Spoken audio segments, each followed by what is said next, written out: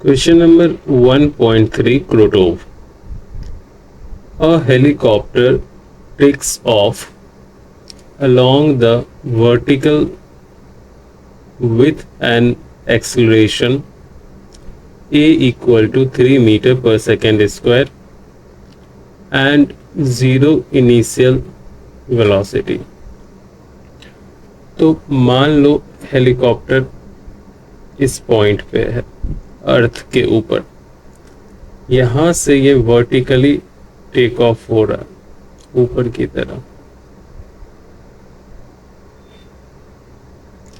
Initial velocity इसकी 0 होगी क्योंकि रेस्ट से टेक ऑफ हो रही है, और एक्सेलरेशन जो है वो है 3 मीटर पर सेकेंड स्क्वायर ऊपर जाने की। इतनी इंफॉर्मेशन मैंने ड्रॉ कर दी। आगे,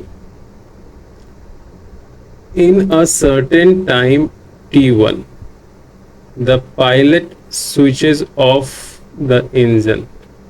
t1 टाइम में मान लो हेलीकॉप्टर यहां पे था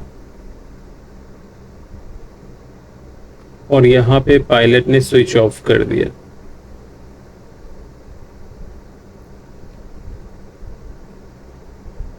क्लियर? तो ये जो टाइम है स्विच ऑफ का वो t1 है। इसको भी मैंने ड्रॉ कर दिया। आगे देखते हैं। At the point of take off the sound dies away in time t2। t2 time में यहाँ पे हेलीकॉप्टर की आवाज़ सुनाई नहीं देगी। तो यहाँ पे जो मान लो इंसान खड़ा है उसके कान में साउंड वेव नहीं आएगा। कब? t2 टाइम में। और वो दी हुई है कितनी? 30 सेकेंड। आगे क्या कह रहा? Determine the velocity v of the helicopter at the moment when its engine is switched off। तो जब स्विच ऑफ किया था उस समय इसकी वेलोसिटी क्या होगी उसको फाइंड आउट करनी है हेलीकॉप्टर की। Assume that the velocity of sound is 320 metre पर सेकेंड। तो यहाँ से जो साउंड वेव आ रही थी उसकी वेलोसिटी 320 मीटर पर सेकेंड है। ओके, तो मैंने सवाल को ड्रॉ कर दिया। अब सॉल्व करना आसान है। एक एक स्टेप्स को अच्छे से समझना। देखो यहाँ पे जब टाइम 0 था, है ना, स्पीड भी कितनी थी? 0। t1 यानी टाइम टेकन क्या हो जाएगा? t1 minus 0। t1 time taken में स्पीड क्या हो जाएगी? v minus u equal to 80 होता है फॉर्मूला। तो यहाँ पे डालो, v की जगह v निकालना है, u 0 पता है, a दिया हुआ है 3 मीटर पर सेकेंड स्क्वायर और t की जगह t1 दिया हुआ है। तो v इक्वल टू आ गया 3 t1।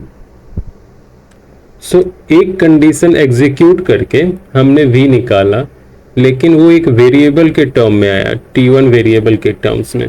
तो हमारे को t1 चाहिए होगा, और वो कैसे निकालेंगे देखते हैं आगे। तो यहाँ ध्यान दो, साउंड कितनी डिस्टेंस ट्रेवल करती है यहाँ से लेके यहाँ तक। क्लियर? और हेलीकॉप्टर भी सेम डिस्टेंस ट्रेवल करती है नीचे से ऊपर। तो डिस्टेंस का जो मैग्नीट्यूड है साउंड और हेलीकॉप्टर का वो सेम है। तो हम हेलीकॉप्टर के द्वारा तय डिस्टेंस निकालेंगे और साउंड के द्वारा कवर्ड डिस्टेंस निकालेंगे, दोनों को इक्वेट कर देंगे। तो उससे हमारे को क्या मिल जाएगा? t1 मिल जाएगा। और फिर उस t1 की वैल्यू हम यहाँ पुट करेंगे, और जब पुट करेंगे तो हमारे को वेलोसिटी मिल जाएगी। क्लियर? तो अब हेलीकॉप्टर की द्वारा तय डिस्टेंस क्या होगा? एस ही होगा क्योंकि दोनों सेम है, बाद में मैं इक्वल करूंगा, पहले मैं लिख देता हूँ एस हेली, वो कितनी हो जाएगी U T plus half A T square, you तो जीरो है, फॉर्मूला मैं फिर भी लिखता हूँ U T one plus half A T one square, ये जीरो हो जाएगी, ये हाफ, थ्री ऊपर की तरफ है, टी वन स्क्वायर, तो ये आ गई 3/2 टी वन स्क्वायर, एस हेली आ गई। ठीक है, ये क्या है एस हेली, इतनी मिल गई। अब हमें साउंड की वजह से जो डिस्टेंस कवर कर रहा है एस साउंड, स्पीड साउंड की कितनी है कांस्टेंट है ना, तो ये हो जाएगी 320।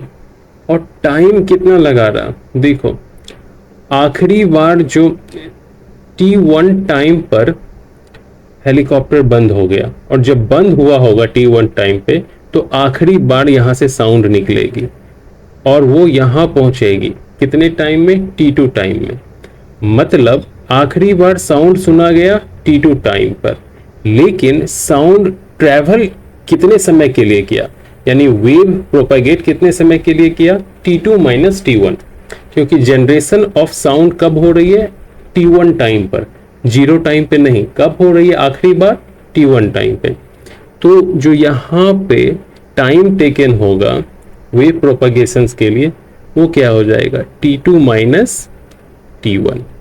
ओके, तो ये हो जाएगी 320 और T2 हमारे को गिवन है 30 सेकेंड, तो ये हो जाएगी 30 माइनस T1।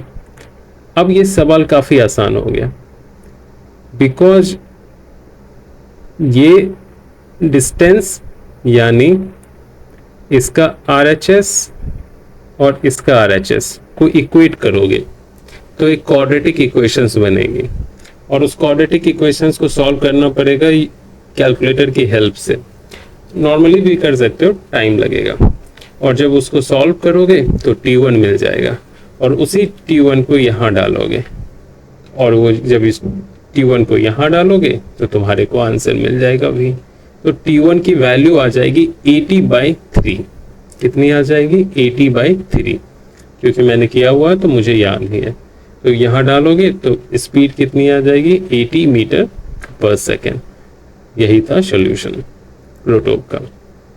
फिर भी मैं लिख देता हूँ, इक्वेशन बना देता हूँ, ठीक है, तो यहाँ हो जाएगी 3/2 T1 स्क्वायर, ये हो जाएगी 0960 माइनस 320 T1, तो ये इससे मल्टीप्लाई कर दो तो ये क्या आ जाएगी इक्वेशन 3 T1 स्क्वायर, इधर आके प्लस हो जाएगी 640 T1, ये माइनस हो जाएगी 0 0